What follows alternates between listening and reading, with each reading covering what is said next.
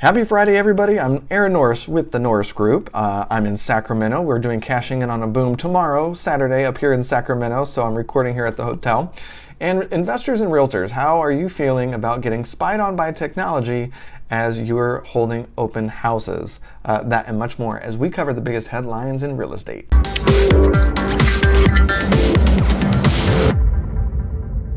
This week on the radio show and podcast, Bruce and I talk about things like Airbnb, co-living, common again, and potential ways that real estate investors might want to consider doing a different model to sort of between that long-term rental and the vacation rental space. Maybe you'll get some interesting ideas. Don't miss that on the radio show and podcast. So California is now at a 13-year low when it comes to vacancy rates and empty houses. CoreLogic reported a $908 billion increase in homeowner equity last year.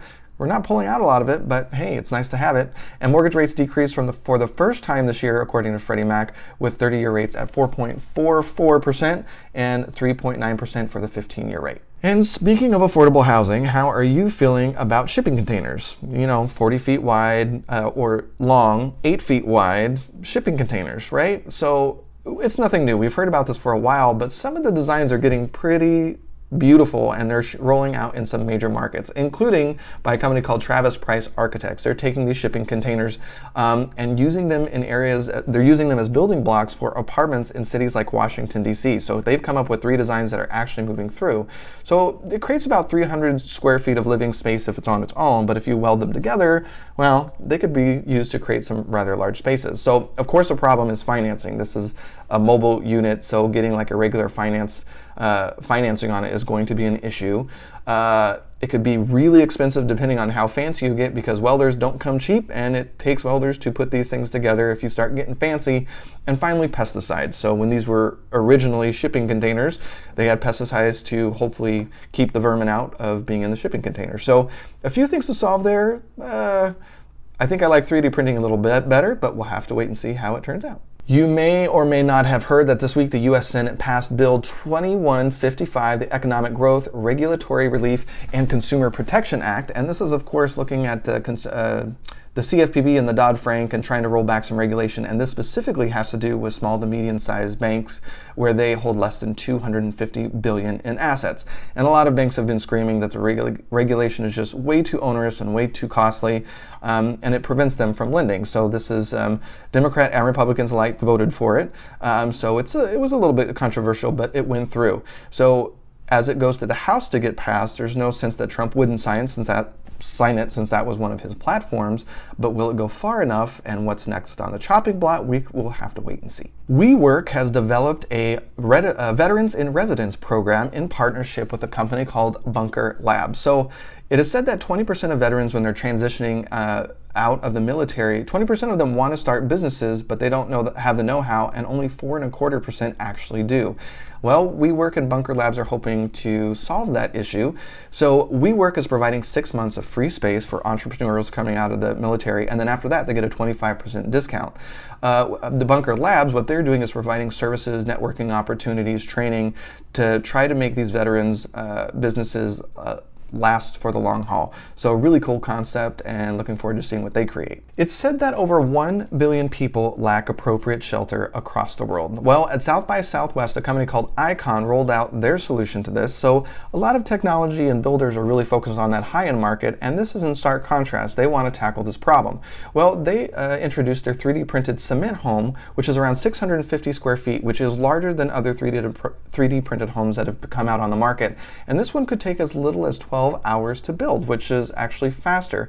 And if everything goes according to plan, starting later this year possibly, around 100 of them are going to be built in El Salvador. So at the current cost, it's about $10,000 to build, but they think they can get it all the way down to $4,000 per unit. That's incredible and could be a game changer. And they could even start printing homes as large as 800 square feet. And unlike the one they built in Ukraine, the different company that built it, they built around the 450 square foot round one. This one is a little bit more of a regular shape, so the walls aren't weird.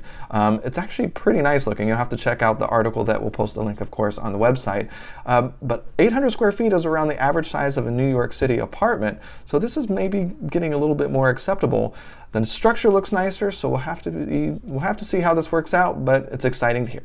If you've ever read the book Why We Buy, you learn how much science is actually involved in retail marketing, from where things end up on shelves and the layout of stores. I mean, it's incredible. And it was only a matter of time, really, let's be honest, with, things like Nest and Google's fire alarm. Things are going to be able to watch us.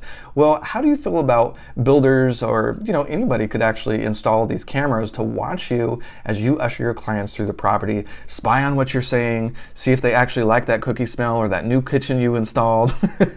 How do you feel about being spied? And I'm really curious if you're going to have to disclose, if people are walking through, that you're monitoring what they say and monitor them on camera. I'm really interested to hear what you have to say. If you think this is a good idea, a bad idea, expose realtors and investors to liability, let me know. If you're on YouTube, please leave a comment below, and don't forget to like the video and subscribe to the channel so you don't miss a beat. If you're on Facebook, please don't forget to not only like the Norris Group page, but don't forget to add us to your See First list, and with notifications on. Leave your comments below the video, and if we miss something, share the story on our comment sections on either YouTube or Facebook, and we'll make sure to include it on our blog at thenorrisgroup.com/blog. Well, coming up, of course, Saturday, we've got Cashing In on a Boom, and this is talking about strategies that are working right now in the market to get deals. And we are very lucky to have Property Radar that is going to nerd out with us, talking about technology and how to use it to create your own list.